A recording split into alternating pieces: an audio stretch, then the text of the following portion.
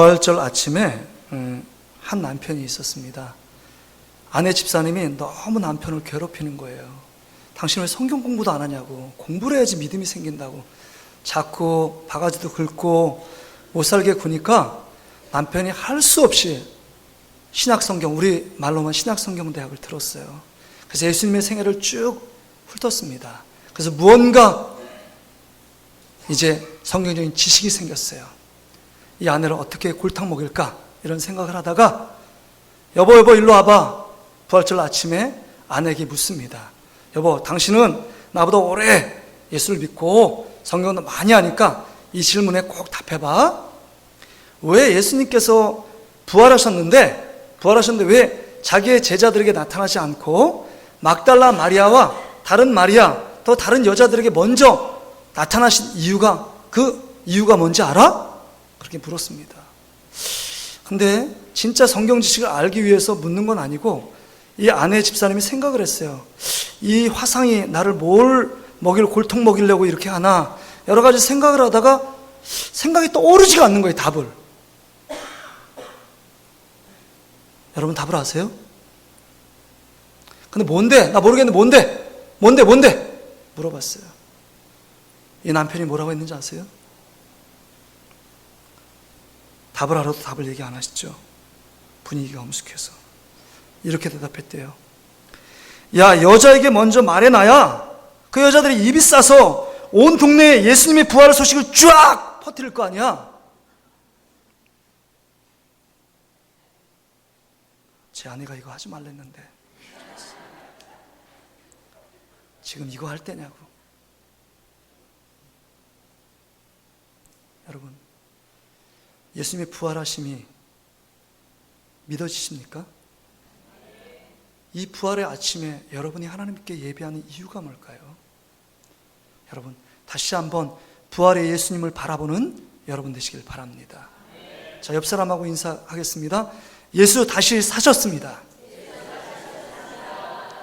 자, 옆에 사람하고 다시 한번 고백할까요? 우리 믿음의 고백을 담아서, 자, 부활 신앙으로 삽시다. 할렐루야. 자, 오늘 주신 말씀을 여러분 꼭 새기길 바랍니다. 제가 고민해서 말씀을 준비했어요.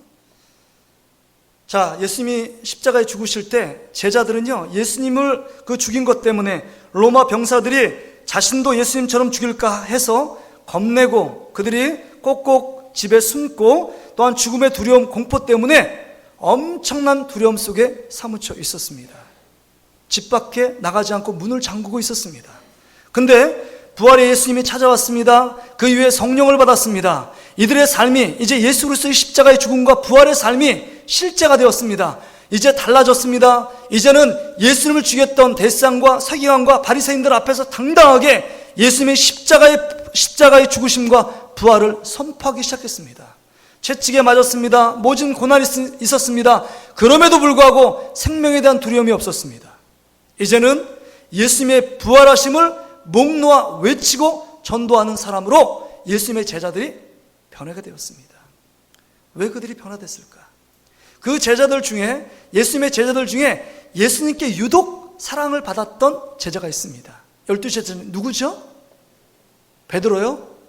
베드로도 사랑을 받았지만 요한복음을 썼던 사도 요한이 그렇게 사랑을 많이 받았습니다. 그래서 예수님의 무릎에 그 기대에서 예수님께 사랑을 받았던 제자가 사도 요한입니다. 그래서 이 사도 요한이 예수님의 행적, 예수님의 십자가의 죽으심과 부활하심에 대해 초점을 맞추고 요한복음을 21장 말씀을 기록해서 많은 사람들에게 예수 그리스도의 부활 소식, 기쁨의 소식, 그 능력의 소식을 증거했습니다. 그리고 나서 이 사도 요한의 삶은 순탄치 않았습니다. 로마 황제인 도미티안 황제가 그를 박해하기 시작했습니다. 그 박해 때문에 예수님 당시에 60년이 지나서 이제 유배지인 반모섬에 유배를 당하는 신세로 전락합니다.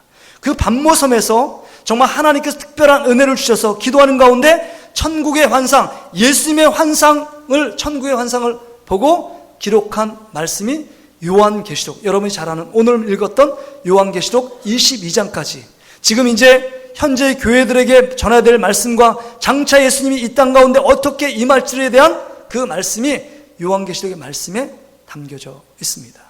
그런데 이 사도 요한이 60년 전에 예수님이 3년 6개월 동안 함께 동행하며 따라다녔던 예수님의 모습과 지금 환상 가운데 천국에서 예수님을 보는 모습과는 사뭇 달랐습니다.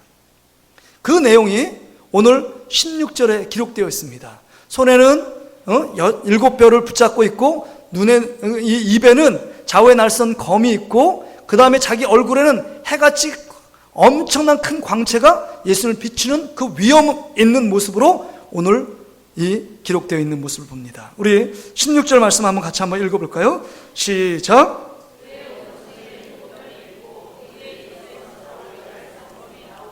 그의 얼굴은 해가 힘있게 비치는 것 같더라. 이 엄청난 위험스러운 장관의 모습, 이 거룩한 예수님의 모습에 압도되어 눌려서 사도 요한은 숨조차 제대로 쉴 수 없고 그냥 죽은 자처럼 누워 있었다라고 17절에 고백합니다. 엄청난 두려움, 엄청난 근심에 쌓여 있었습니다. 그 모습을 예수님께서 보시고 17절 하반절의 말씀 보세요. 두려워하지 말라. 나는 처음이요 마지막이니 곧 살아있는 자라. 내가 전에 죽었었노라.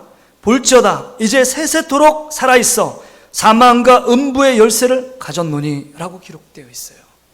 두려움과 정말 엄청난 장엄한 광경 속에서 수만 번 제대로 모시고 있는 이 사도 요한에게 예수님이 세 가지 말씀을 합니다. 나는 처음이요 마지막이래요. 시간의 창조자며 또한 이 역사의 주관자이시며 모든 만물을 창조할 때 처음 있었고 모든 만물의 마침표를 찍는 분도 예수님이라고 지금 사도 요한에게 말하고 있습니다. 두 번째는 내가 죽었었노라고 말해요. 십자가에서 이 인류의 모든 죄를 담당하고 살아있던 분이 십자가에서 죽었다라고 이야기하고 있습니다. 십자가에서 죽었던 분으로 지금 요한에게 소개합니다. 세 번째는 이제 세세토록 살아있어 사망과 음부의 열쇠를 가졌다. 사망과 음부의 열쇠를 가지신 분이 누구냐? 예수 그리스도라고 말씀해 주고 있습니다. 그래서 오늘 설교 제목을 뭐라고 했냐? 뭐예요 설교 제목이? 열쇠를 가지신 예수님. 여러분 열쇠가 무슨 기능이에요? 제가 열쇠 이게 늘 주머니에 갖고 다닙니다. 이거 갖고 다니지 않으면 교회를 문을 못 열어요. 그래서 하나는 현관키 열쇠, 하나는 교육자실 열쇠, 하나는 우리 2층 본관 열쇠인데요. 이 열쇠의 기능이 뭐예요? 열쇠의 기능. 여러분 다 알고 있는 것처럼 문을 열고 닫는 기능이 열쇠 기능입니다. 그러니까 예수님의 권세와 능력은 갇힌 자를 풀어주시고 또한 그 열려져 있는 자를 갖추는, 가둬두는 그 열고 푸는 그 능력이 예수님 안에 있는 능력이라는 겁니다. 다시 말해서 예수님의 권능과 예수님의 능력은 뭐냐? 오늘 18절 하반절에 보면 사망과 음부의 열쇠, 그 사망과 음부를 결정하시는 분이 예수 그리스도라고 지금 말씀해 주고 있다는 겁니다. 그러기에 오늘 이 18절 하반절의 말씀에 여러분 주목해야 합니다.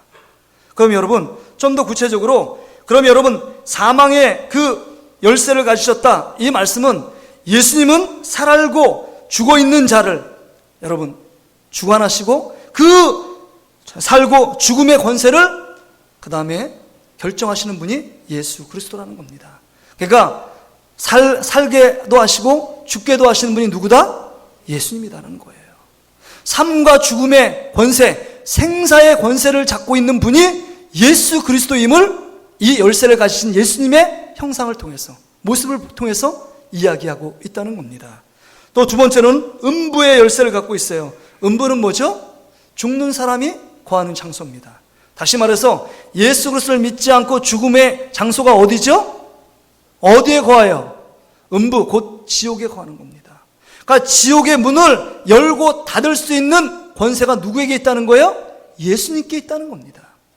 그러니까 사망과 음부의 권세는 죽음과 지옥의 권세를 갖고 있는 분이 예수 그리스도라고 말씀해 주고 있는 겁니다. 근데 여러분, 제가 이 말씀을 자꾸 읽어보면서 떠나지 않는 질문이 있어요. 의문점이 들어요. 여러분 보세요. 지금 이 사도 요한이 지금 하나님께서 그 눈을 열어서 뭘 보고 있다고요? 천국의 환상을 보고 있어요. 여러분 천국이 뭐라고 그랬죠? 요한계시록 21장에 보면 거기는 눈물도 없고 고통도 없고 사망하는 것도 없고 곡하는 것도 없고 그 다음에 다시는 아픈 것도 없는 영원한 기쁨의 나라, 영원한 즐거움의 나라가 뭐예요? 천국입니다. 근데 천국의 이미지와 지금 사망과 음부의 이미지가 지금 맞아요? 무언가 충돌하는 것 같아요. 기쁨과 즐거움도 얘기해도 정말 수많은 것들을 얘기할 수 있는데 왜 어째서 예수님께서는 사망과 음부의 열쇠를 가지셨다라고 지금 말하고 있는가?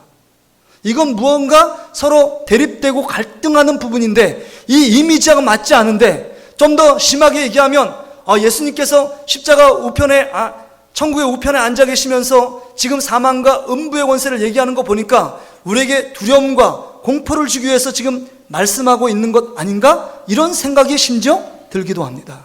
여러분 어떠세요? 사망과 음부의 권세가 지금 천국에 있어야 될 그 대상입니까? 그렇지 않잖아요. 이것을 이해하는 게 이 본문을 이해하는 핵심입니다. 왜 예수님께서는 사망과 음부의 권세를 가지고 열쇠를 가지신 분으로 지금 말씀하고 있느냐 하는 겁니다.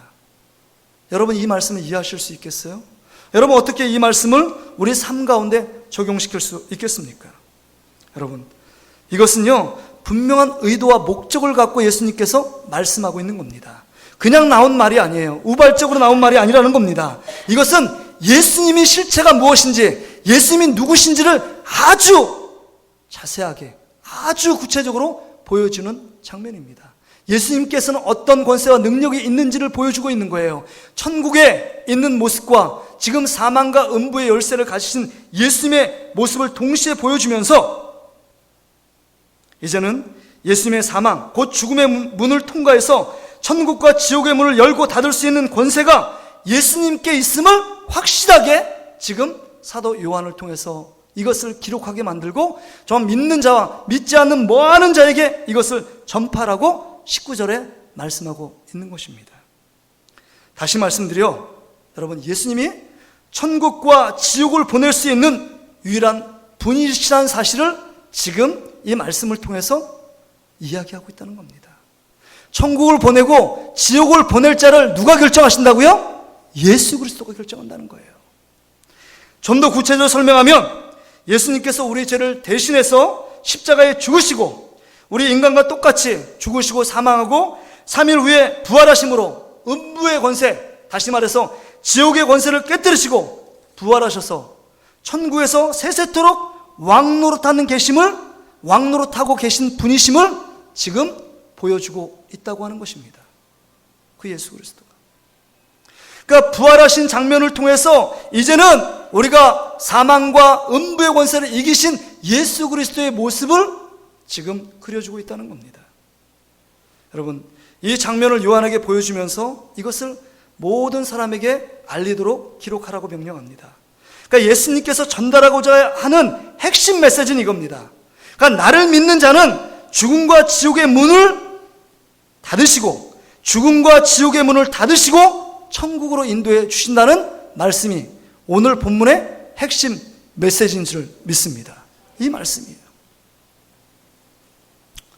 여러분에게 진짜 심각한 질문을 드릴게요. 이 부활절 이 아침에 하나님 앞에 예배를 드리는데 여러분 제가 분명하게 질문을 드립니다. 이 대답을 하셔야지 5분 이후의 삶을 우리가 알지 못하는데 이제 생명이냐 사망이냐 음부냐 아니면 예수 안에서 영원한 생명인 천국에 들어가느냐 이게 결정나요. 다시 여러분 마음에 깊은 그 마음을 잘 추스르시고 제가 묻는 말에 여러분 크게 아멘이라고 대답하시길 바랍니다. 동의하시면. 자, 예수님이 우리의 모든 죄를 짊어지시고 대신하여 십자가에 죽으심을 믿습니까? 사망과 지옥의 권세를 깨뜨리시고 예수님께서 무덤에서 3일 만에 부활하심을 믿습니까? 그럼 예수의 죽음이 나의 죽음임을 믿고 또한 예수의 부활이 나의 부활이고 예수의 생명이 나의 생명이심을 믿습니까? 이걸 믿는 자에겐 사망과 음부의 권세가 여러분은 어떻게 손 하나 까딱 할 수 없다는 사실을 믿는 저와 여러분이 되시기를 주의 이름으로 축복합니다. 이 부활하신 예수 그리스도를 믿을 때 우리 안에 드려지는 사망과 음부의 그림자가 지워지고 영원한 생명과 기쁨과 그 영원한 낙원인 천국에 들어가는 믿음이, 또한 그런 축복이 우리 삶 가운데 펼쳐지게 될 줄 믿습니다. 천국은요, 부활은요, 죽어서만 가는 곳이 아니라 지금 우리가 예수 그리스도를 믿고 부활하신 예수 그리스도를 믿으면 우리 삶 가운데 하나님과 연합된 삶을 살아가는 자들이 부활의 생명력 가운데 살아가는 자인 줄 믿습니다. 여러분, 이제는 예수 그리스도께서 사망과 음부의 권세를 가지시고 우리 예수 그리스도를 믿고 십자가에 죽으신 예수 그리스도를 믿고 부활의 예수 그리스도를 믿는 자에게 그 사망과 음부의 권세, 지옥의 권세를 닫아놓으셨어요. 우리가 열린 천국문으로 들어갈 수 있는 특권을 우리 가운데 주셨다는 사실입니다. 할렐루야! 여러분, 죽음의 문제를 두려워하는 분이 많잖아요. 어떤 분은 건강염려증이에요. 뭐 조금 아프면 내 몸이 어떻게 될까? 혹시 암은 아닐까? 혹시 고지혈증으로 갑자기 비명 행사를 하지 않을까? 이런 걱정 가운데 있는 사람들의 그 내면에 보면 죽음에 대한 공포예요. 죽음에 대한 공포. 어떤 분 이래요. 어떤 분 나이 드신 분 이런 농담하시는 분이 3대 거짓말 중에 하나 합니다. 내가 자녀들 이 꼴 저 꼴 내가 안 보려면 내가 죽어야지. 참 죄송한 말씀이지만 지금 죽으라고 얘기한다면 그분이 좋아할까요? 나빠할까요? 그런 얘기하는 것도 불효지만 누구도 죽음의 문턱을 넘는다는 것은 두려움의 공포입니다. 여러분, 죽음의 문제, 여러분이 내일 죽는다고 생각하면 여러분 두려움이 찾아오지 않겠어요? 이 죽음의 문제는 예수님께서 해결해 주셔서 사망과 음부의 권세를 가지신 예수님께서 부활의 생명으로 오셔서 그분을 믿는 자 안에 사망의 권세가 물러가고 영원한 영생의 축복을 누리게 되는 줄 믿습니다. 여러분, 죽음의 문제를 이제 해결했어요. 예수 그리스도를 통해서 우리의 모든 죄를 십자가에 죽으시고 3일 만에 부활하신 예수 그리스도를 믿음으로 말미암아 사망과 음부의 권세를 깨뜨리시고 오신 예수님 때문에 죽음의 문제가 해결됐습니다. 이게 부활절 그 하나님께 예배드리는 자에게 하나님이 주시는 첫 번째 축복이에요. 죽음의 문제처럼 우리를 두렵게 만드는 게 어디 있어요? 그래서 여러분, 우리 안에 들여진 죽음의 그림자가 너무 많습니다. 다른 사람 미워하는 거, 예수님 뭐라 그랬죠? 다른 사람 뭐 한다고요? 마음에 살인하는 것이다. 그 다음에 여러분, 죄 때문에 일어나는 파생된 모든 것이요, 질병, 질고, 고난, 슬픔, 아픔, 어두움, 그림자, 이 모든 것, 여러분 안에 우울증, 여러분 안에 있는 모든 질병들, 이 모든 질병들은 죄의 싹신 사망을 향해 달려가는 거예요. 죽음의 그림자 가운데 모든 것이 그 가운데 포함되는 겁니다. 우리가 죽음을 향해 달려가는 거잖아요. 근데 이 죽음의 문제를 예수님이 부활하셔서 영원한 생명으로 우리 가운데 와 계시고 그 주님이 오늘 말씀을 통해서 사망과 음부의 열쇠를 잠그시고 생명의 길로 천국의 환상을 보여주시면서 네가 갈 길은 이 길이라고 지금 예수님께서 사도 요한에게 보여주시고 있고, 또한 오늘 예수 그리스도를 믿는 우리에게 이 천국의 그 기쁨과 소망을 보여주고 있다는 겁니다. 그렇다면 여러분, 우리가 이제 여러분 죽음이라는 것은 잘 생각해야 돼요. 세상의 시간이 끝나는 게 죽음인데 죽음은 문을 여는 것입니다. 한번 따라합시다. 죽음은 문을 여는 것입니다. 무슨 문을 여냐? 예수 믿고 죽는 자들은 문을 열면 천국으로 입성하는 것이고, 문을 열면 천국으로 들어가는 것이고, 반대로 예수 그리스도의 부활하심을 믿지 않는 자들은 뭐예요? 지옥 문을 열어 제껴서 그때 영원토록 고통 가운데 떨어지는 것입니다. 죽음은요, 두 가지 문밖에 없어요. 천국의 문으로 입성할 것인가, 지옥의 문으로 입성할 것인가 하는 겁니다. 그러나 예수 그리스도의 죽으심과 부활을 믿는 사람들은 예수님께서 사망과 음부의 권세를 열쇠로 잠그시고 우리에게 열린 문인 천국 문을 주신 줄 믿습니다. 그럼 우리는 죽음의 문제를 여러분 걱정할 필요 없어요. 죽음 앞에 두려워할 필요가 없습니다. 죽음 앞에 벌벌 떨 이유가 없다는 겁니다. 여러분, 이게 이 믿음, 부활을 믿는 이 믿음의 기초 위에 우리의 부활신앙을 삶의 전반으로 확대해야 합니다. 우리가 가장 두려워하는 문제는 죽음의 문제를 해결했다면, 지옥의 권세를, 우리가 지옥 가지 않는 길을 우리 가운데 열어놓았다면, 이제는 우리 구체적인 삶의 현장에서, 우리 가정 속에서, 직장 속에서, 사업장 일터 속에서 여러분 부활신앙을 어떻게 적용하고 그 부활신앙을 우리 삶 가운데 어떻게 담아낼 것인가, 그 부활신앙이 우리 삶에 어떻게 녹아들게 할 것인가, 이게 우리의 삶의 책임이 있다는 겁니다. 여러분, 사람과 싸울 때 여러분 싸워봤어요? 저도 이렇게 선하게 생겼는데 몇 번 싸워봤어요. 학창시절 때. 싸워보는데 이런 사람은 진짜 못 말리겠더라고요. 죽기 살기로 싸우는 사람 있죠? 죽음을 두려워하지 않고 목숨 내놓고 싸우는 사람이요. 아무리 깍두기 조직폭력배 와도 자기가 그 싸움 하나도 못하는데 계속 와서 달려들고 또 맞으면 또 달려들고 끝까지 자기 생명을 두려워하지 않고 대드는 사람은요, 이건 누구도 못 말립니다. 죽음을 두려워하지 않고 싸우는 자는 누구도 못 말려요. 마찬가지예요. 우리가 정말 죽음의 문제를 해결해 놓고 나아가는 사람, 이 사람은 여러분 두려울 게 없어요. 두려울 게 없습니다. 우리는 예수님 때문에 배는 게 없는 사람들이에요. 죽음의 문제, 지옥의 문제까지도 해결해 주신 예수님이 있는데 우리가 무엇을 걱정합니까? 그럼에도 불구하고 우리의 영적인 실상을 보면 부활절날 한 번 예배드려요. 부활절 저 믿습니다. 예수님 나의 죄를 위해서 십자가에서 죽으시고 3일 만에 부활하신 거 믿습니다. 그 믿음이 우리의 삶의 실제가 된 게 아니라 그 믿음이 뭐냐면 지식이 됐어요. 피상적인 삶의 모습이에요. 삶의 구체적인 현장을 보면 여전히 낙심해 있고 여전히 절망 가운데 부활의 신앙을 작동해서 그것을 이기지 못하는 우리의 영적인 실상들을 봅니다. 그렇지 않아요? 여전히 예수님은 부활한 게 아니라 십자가에서 우리의 죄 때문에 죽으시고 아직 부활하시지 않은 자처럼 우리 예수 그리스도 그분처럼 우리도 똑같이 부활하지 않은 신앙의 모습으로 살고 있습니다. 심지어는 부활을 믿는다고 말하고 부활신앙으로 살 거라고 말하고 그 다음에 그렇게 살겠습니다 결단하지만 우리의 삶의 모습은요, 정반대의 삶을 살아요. 여전히 세상 일 때문에 두려워하고 근심과 걱정 가운데 있는 우리의 모습들을 보게 됩니다.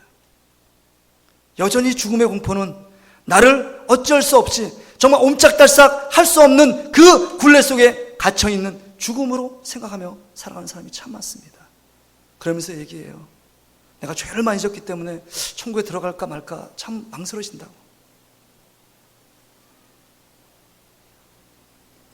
부활신앙을 한당 지식으로 피상적인 그 삶의 고백으로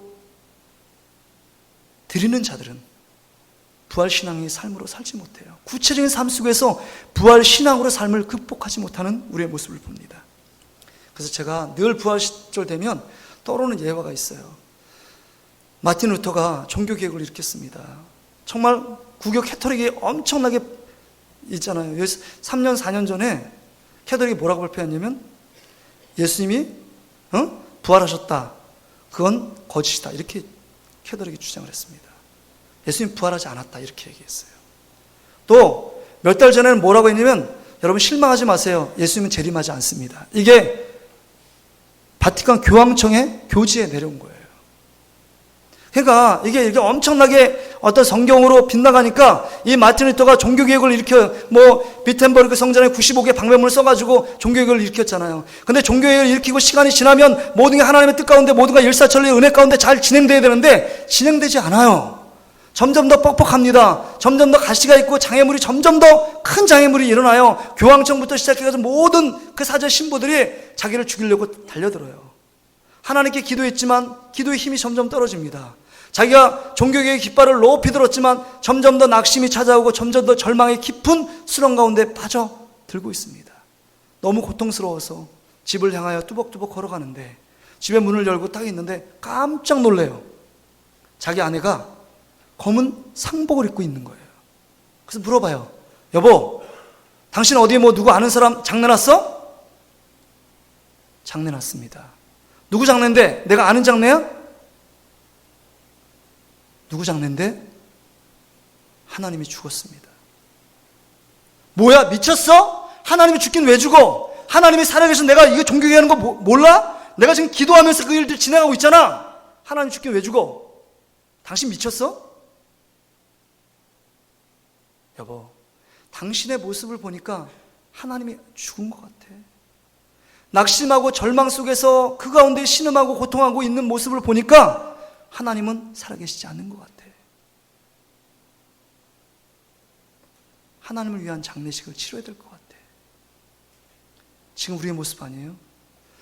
예수님의 부활을 믿는다고 말하고 예수님의 부활을 내가 정말 고백하며 그 신앙으로 살겠다라고 고백하고 있지만 우리의 삶에 진짜 부딪히는 삶의 피부로와 부딪히는 모든 일상적인 삶은 부활신앙으로 살지 않고 불신앙으로 살고 있는 우리의 모습들이에요. 예수님의 살아있는 모습은 없어요. 여전히 음부와 죄악 고통 가운데 죽어있는 예수님으로, 힘없는 예수님의 모습으로 지금 알고 믿고 있는 우리의 모습들입니다. 우리의 모습을 다시 한번 돌아보시길 바랍니다. 이제 예수님께서 말씀하세요. 보좌 우편의 한복판에 서서 예수님이 그 절망 가운데 있는 우리들에게 예수님을 바라보라고 말씀하세요. 용기를 내라고 말씀합니다. 힘을 내라고 말씀합니다. 찬송하라고 말합니다. 찬송할 수 없는 상황 가운데, 감격할 수 없는 상황 가운데 감격하라고 말합니다. 부활신앙으로 다시금 일어나라고, 소망과 희망을 가지라고 우리에게 예수님께서 외치고 있습니다. 미국 16대 미국 대통령 아브라함 링컨이 그가 변호사로 재직할 때 그 지방의회 의원으로 출마를 합니다. 그런데 낙선을 해요. 거기서 이제 낙선하고 시대에 빠졌는데 그래도 희망을 갖고 다시 도전합니다. 하원 의원으로 다시 출마해요. 근데 영락없이 고배를 마시고 낙선합니다. 또 계속해서 3번, 4번 출마했는데 계속 족족 떨어집니다. 엄청난 시리를 넘어서 이제는 낙심을 넘어서 절망해요. 이렇게 살아서 내가 뭐하나 싶을 정도예요. 그러니까 그 옆에서 그 아브라함 링컨을 알고 있는 많은 사람이 그 사람에게 관심을 갖습니다. 왜? 혹시 저것 때문에 실망해서 자살을 할지도 모른다는 생각에 이르니까 거기다 우리가 관심을 갖자고 막 얘기를 해요. 근데 집에서 그냥 있고 낙심 중에 있다가 갑자기 어느 날인가 이 아브라함 링컨이 다시 옷을 다 단정히 입고 이발소에 가서 머리를 깔끔하게 자릅니다. 그리고 목욕탕에서 목욕을 해요. 그리고 비싼 식당에서 맛있는 음식을 사서 먹습니다. 참 이상한 거예요.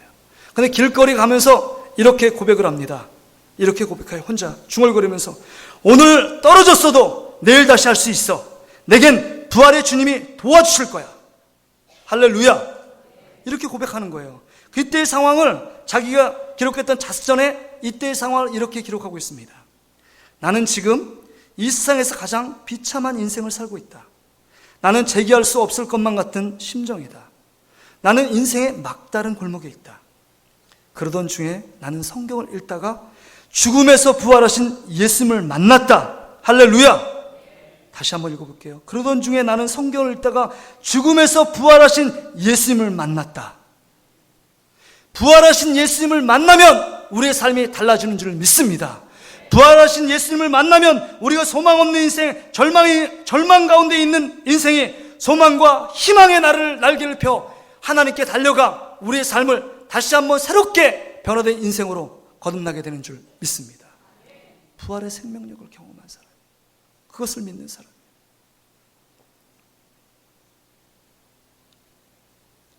말씀을 정리합니다. 제가 어제 오전 11시에, 토요일 날 오전 11시에 급박한 전화를 막 받았어요. 김만나 집사님이 전화를 왔습니다. 울면서 전화했어요. 목사님, 제 남편이 교통사고를 당했대요. 지금 의식이 없대요. 목사님 기도해 주세요. 그 다급한 기도 때문에 제가 거기에 앉아서 무릎 꿇고 기도를 했어요. 하나님, 우리 박용우 집사님 살려달라고. 1시간 후에 다시 전화 왔습니다.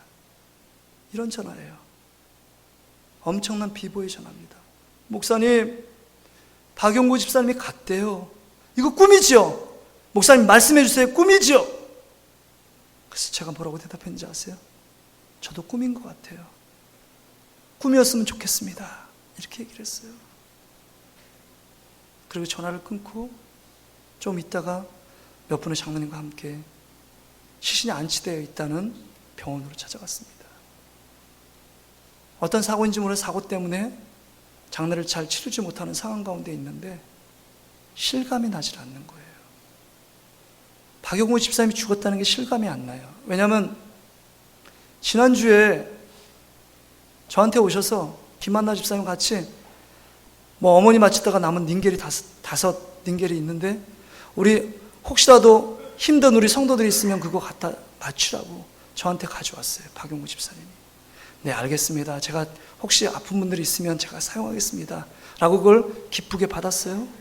가끔가다 우리 집사님이 전화했어요. 목사님, 아직 점심 안 드셨죠? 제가 점심 사드릴 테니까 같이 가실래요? 또 옵니다. 목사님, 우리 새가족들에게 관심을 가져야 되는데 이런 아이디어가 있는데 이렇게 좀 했으면 좋겠습니다. 3층도 좀 새가족실로 바꾸고 새가족들을 위해서 좀 환대해야 되고, 이런 아이디어 긍정적으로 밝게 말씀하셨던 그 박영구 집사님이 죽었다는 소식 앞에서 제가 엄청난 충격과 슬픔 때문에 갑자기 머리를 해머로 맞은 것처럼 머리가 띵 했어요. 아무런 생각이 들지 않았습니다. 병원을 갔는데도 실감이 안 나요. 곧 돌아오실 것 같아요. 곧 돌아오실 것 같아요. 근데 갑자기 해머로 맞아서 멍한 그 상태에서 갑자기 저를 깨우는 생각이 있었습니다. 아, 맞아. 내일 부활절인데? 맞아, 내일 부활절인데? 제가 목사가 된 게 참 힘들더라고요. 그냥 슬퍼하기만 하면 되는데, 정말 이 부활절날 그 기쁨의 부활절을 맞으면서 이 강단에서 힘있게 메시지를 증거해야 되는 제 상황을 보니까 너무 마음이 힘든 거예요. 제 지금 그때의 그 토요일날 기분과 그 감정 상태로는 도저히 말씀을 전할 수 없는 거예요.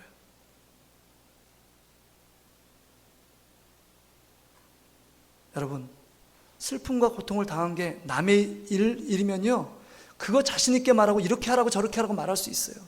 제가 여러분 부활신앙을 살아야 됩니다. 예수 믿는 것이 얼마나 기쁘고 감사한지 아십니까? 부활신앙은 모든 고통과 어려움과 모든 삶을 이길 수 있고 그것을 뛰어넘을 수 있는, 뛰어남을 수 있는 놀라운 능력이 부활신앙이 있습니다. 이렇게 외치지만 그것이 남일일 때는 가능한 것 같아요. 오늘이 4월 16일 세월호 사건 난 지가 3년 된 지가 3년 됐습니다. 참 잘 안 됐다, 애석하다, 이런 얘기를 할 수 있어요. 그 젊은 피 같은 18살 아이들을 그 물에 수장시키고 그 부모들의 찢어지는 마음이 잘 느껴지지가 않아요. 내일이 아니니까. 근데 이 박용훈 집사님은 이제 내가 지도하고 내가 사랑하는 성도인데, 이 안수 집사님인데 죽었다는 얘기 듣고 나니까 머리가 하얘지는 거예요.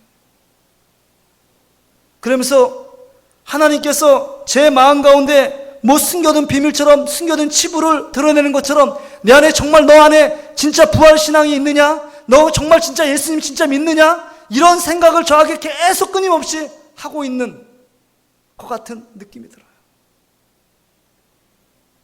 목사인 저이지만 그런 일을 당할 때 이렇게 묻고 싶었어요. 하나님, 왜 그러셨어요? 하나님, 왜 그러셨어요? 너무 빠르잖아요. 너무 빠르잖아요. 저 유가족들을 보세요. 또 그리고 우리 교회에서 더 많이 일할 일꾼인데 지금은 아니잖아요. 지금은 아니잖아요. 하나님, 왜 그러셨어요? 그 이유가 뭐예요? 이렇게 묻고 싶었어요. 온종일 그게 막 떠나지가 않아요. 떠나지가 않아요.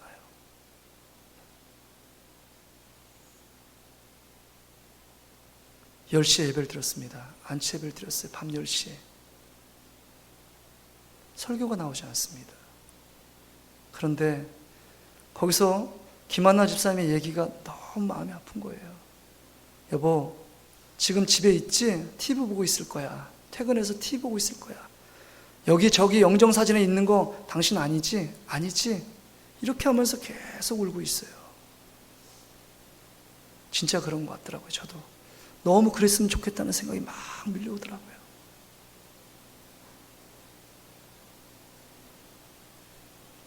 제가 목사가 돼서 마음에 같은 슬픔과 아픔이 있는데 부활의 신앙을 전해야 되기 때문에 설교를 했어요. 그러면서 저녁에 와서 11시 왔는데 잠이 잘 안 와요. 잠이 잘 안 와요. 부활절 촛불 예배, 새벽 예배도 있고 부활절 설교를 되는데 뭐를 할까 잠이 잘 안 와요. 잠잤다가 다시 일어났다가 잠잤다가 일어나는데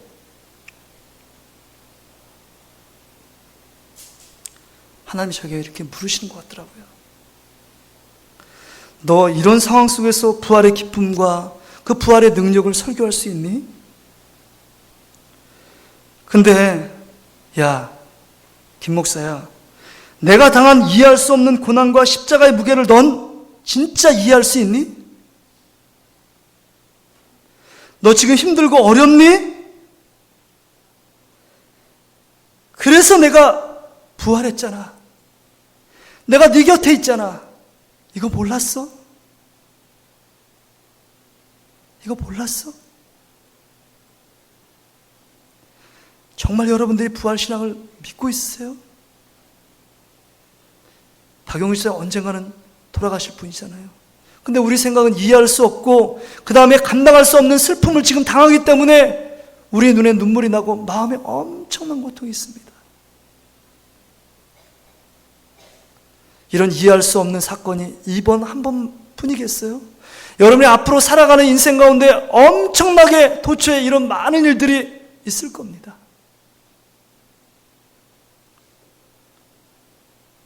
여러분, 기억하세요. 부활절 날이 계란 한 번 먹는 날로 끝나는 게 아니에요. 고난은 40번 설교하는데 부활절 한 번 설교한대요. 이 부활의 기쁨이 점점 사라져 있는 우리 성도들의 모습이 아닌지를 다시 한번 돌아봐야 돼요. 부활이 내 삶의 실제인가 하는 거예요. 여러분, 실제를 얘기해 드릴까요? 여러분 정말 예언하니 예언할까? 여러분 반드시 죽을 겁니다. 죽음이 실제라면 우리가 천국과 지옥이 있는 게 실제인 줄 믿는 여러분 되시길 바랍니다. 예수 그리스도를 믿고 부활의 예수님을 믿으면 지옥의 권세, 사망과 음부의 권세를 닫으시고 천국에서 영원토록 살 날을 있다는 것을 믿는 여러분 되시길 바랍니다. 이 부활신앙을 갖고 여러분의 가정 속에서, 여러분의 직장 속에서, 여러분의 일터 속에서, 여러분 만나는 공동체 속에서 부활신앙으로 여러분 좌절을 이기고 낙심을 이기고 이해할 수 없는 것들을 이해하고 용서할 수 없는 걸 용서하고 감당할 수 없는 슬픔을 감당해야 합니다. 이게 부활신앙이에요. 신앙은 역설이에요. 여러분, 죽은 자가 살아나는 걸 어떻게 인간의 이성과 과학으로 증명하여 믿을 수 있어요? 없습니다. 우리가 죽은 자가 어떻게 부활해요? 이건 하나님의 신비고 하나님께 속한 영역입니다. 그러나 죽음이 실제라면 천국과 지옥이 있는 것도 실제예요. 예수님이 십자가의 우리의 죄를 위해서 죽으시고 3일 만에 부활하셨던 것도 실제인 줄 믿습니다. 너무 신앙을 피상적으로 너무 가볍게 보기 때문에 그래요. 삶에 여러분 부딪혀 보세요. 우리 안에 당한 슬픔은 무슨 힘으로 이기겠어요? 여러분이 갖고 있는 내재적인 힘이요? 아무것도 없잖아요. 우린 너무 연약하잖아요.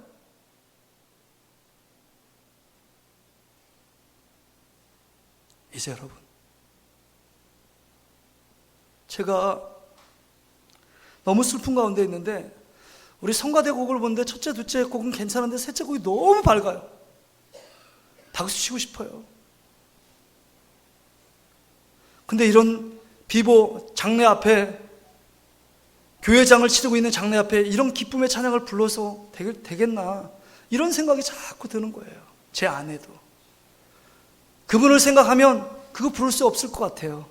근데 제가 11시, 12시 지나서 1시 들었는데 주님 말씀하시는 게 뭔지 아세요? 오늘 어떤 날인지 아냐? 내가 부활한 날이야. 내가 부활한 날이야. 예수님이 주인공이세요.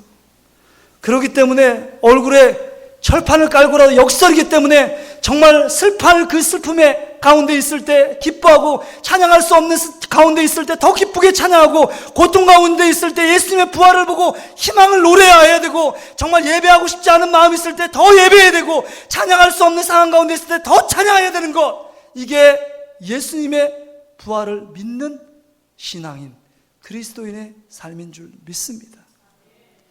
이게 고통 아니에요? 이게 역설 아니에요?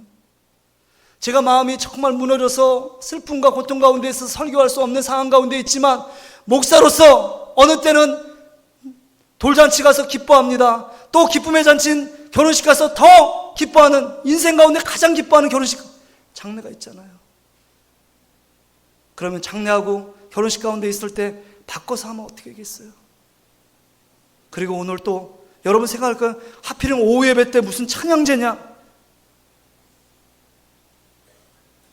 여러분, 이럴 때일수록 더 기쁘게 하나님을 찬양하는 여러분 되시길 바랍니다. 어차피 우리 안에는요, 이해할 수 없는 고난과 무거운 슬픔이 우리를 늘 따라와요. 세상 가운데 지뢰밭처럼 깔려 있어요. 그러나 우리가 믿는 거 한 가지, 예수님의 부활이 우리의 실제입니다. 예수님의 부활이 우리의 삶 가운데 믿어지면 이런 엄청난 고통 가운데 있는 상황 가운데 있을지라도, 저 유가족들 가운데 슬픔 가운데 있을지라도 부활의 주님을 만나기만 하면, 그 부활의 주님을 만나면 우리는 잠시 잠깐 후에 하나님도 보고 우리 사랑하는 교우인 박용구 집사님도 천국에서 만나보게 될 것입니다. 그걸 믿기 때문에 오늘을 내가 사는 거예요. 그걸 믿기 때문에 우리의 감정을 접고 우리 예수님께 더 집중하고, 십자가에 죽으신 예수님, 부활의 첫 열매가 되시고 소망이 되신 예수님을 더 아름답게, 더 기쁜 마음으로 찬양하는 것입니다. 이 주님을 바라볼 수 있는 저와 여러분의 삶이 되시기를 주의 이름으로 축복합니다. 부활 신앙으로 꿋꿋하게 일어나는 여러분 되시길 바랍니다. 다시 한번 여러분을 얽혀있는 모든 죄악들과 낙심과 절망과 질병과 고통 가운데 있을지라도 우리의 생명을 천국으로 인도하시는 그 예수 그리스도, 영원한 생명을 주신 예수 그리스도, 부활의 첫 열매가 되시고 그 부활 안에 우리를 가두어둬서 영원한 기쁨과 행복으로 우리를 인도하시는 그 예수 그리스도를 따라가는 저와 여러분의 삶이 되시기를 주의 이름으로 축복합니다. 우리 같이 피아노 반주에 맞춰서 같이 한번 기도합니다.